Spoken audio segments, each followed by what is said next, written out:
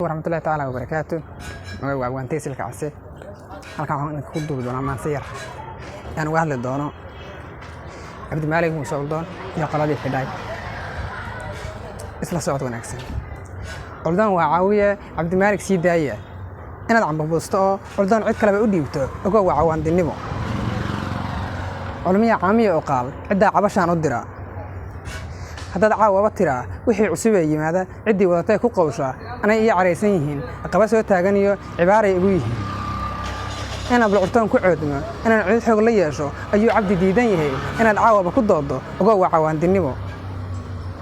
يا عرتان وعاوية عبد مالك سيداية إنه عاوية عدين وحكوا فلان